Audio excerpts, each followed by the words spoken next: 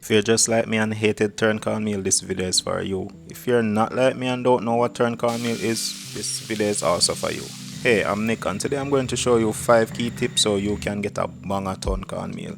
This is seriously underrated. You don't have to, but I'm making turned cornmeal with saltfish. Salted codfish, just like cornmeal at one point, was really cheap, so poorer Jamaicans would cook up a quick pot of saltfish and cornmeal, or just the cornmeal alone. For the same reason, middle and upper class Jamaicans would cook up the same thing to feed their dogs. Even today, with saltfish being more expensive than chicken and other proteins by pound, turned cornmeal has a lot of negativity associated with it.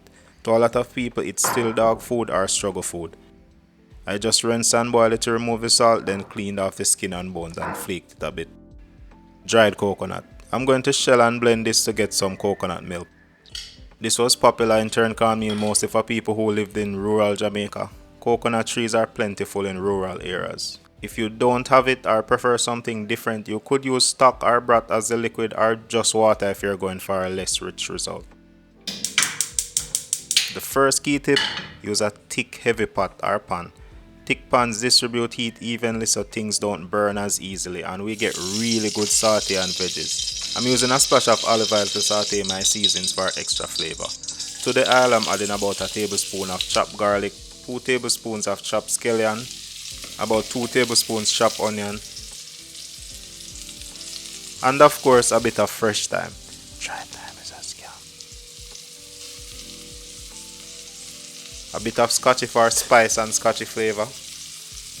And that brings me to key tip number 2 of 5. Properly saute your seasonings for max flavor. I remember having turned cornmeal with unsauteed seasonings they were put in after the cornmeal start cook and it was horrible. Develop some flavors with a proper saute at the start. After that saute off, add half cup of diced tomatoes. I add the tomatoes after I cook off the seasonings because tomatoes have a lot of liquid and would kill the flavors if I added them too early. Next you can go ahead and add the saltfish you prepped earlier. Saute them so they absorb those flavors.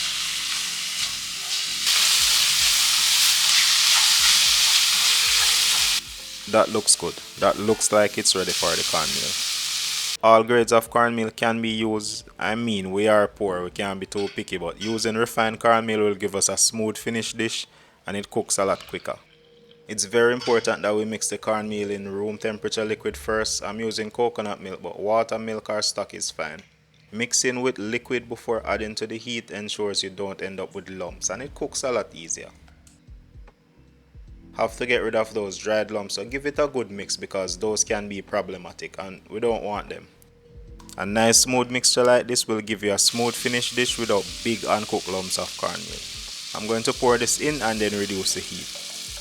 The cornmeal will start to thicken immediately, so it's okay to mix the cornmeal with a bit of extra liquid. I will still be gradually adding liquid until I get the consistency I want. That brings us to key tip number 3. Use enough liquid. I'm making a more moist turned cornmeal. Even if you want it much firmer, you still need sufficient liquid to cook it, especially in the early stages. The cornmeal cooks a lot better the more moist it is. Starting wet means you can cook it properly first before fine-tuning the exact texture and thickness you want later. Properly cooking turned cornmeal takes about 35 to 45 minutes. I'm adding a little bit of coconut milk at a time to keep this on the wetter side because it's far from cooked. I'm just maintaining a relatively thinner consistency until it's closer to done. If I wanted a thicker turned cornmeal, I would not have added that last bit of coconut milk. This actually won't take a lot of active time. Just get a good consistency that will cook properly and won't burn. A nice thick pot helps with that. And you can just cover it, leave it on low and let it cook for the remaining 30 to 35 minutes. And I guess that's key tip number 4 of 5. Make sure you cook the cornmeal properly. That's one reason I used to hate turned cornmeal. It was always undercooked, so the texture was horrible. Not just the texture but the taste too. Cornmeal not properly cooked had a bitter unpalatable taste, so make sure you give it enough time. This looks good, but let's give it a taste to see how it did. That has a bit of the saltfish. Yup, very nice. You can finish your turned cornmeal with a bit of butter. This will end up very rich from both the coconut milk and butter. If you're having this as a side, you might want to use less rich ingredients so it doesn't clash with the other foods you're having. Turned cornmeal is very similar to a lot of other dishes like Italian polenta or grits, and a lot of people I know just call polenta overpriced turned cornmeal, but they have clear differences. Turned cornmeal is very similar to Bajan cuckoo, which is almost the same process but uses okra in the recipe, and it's usually solid.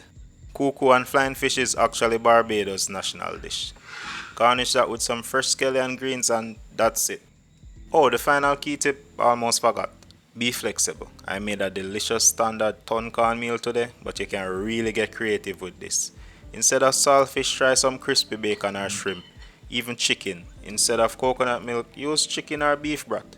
This is a really good underrated recipe that you can do a lot with. This a kick still, you know.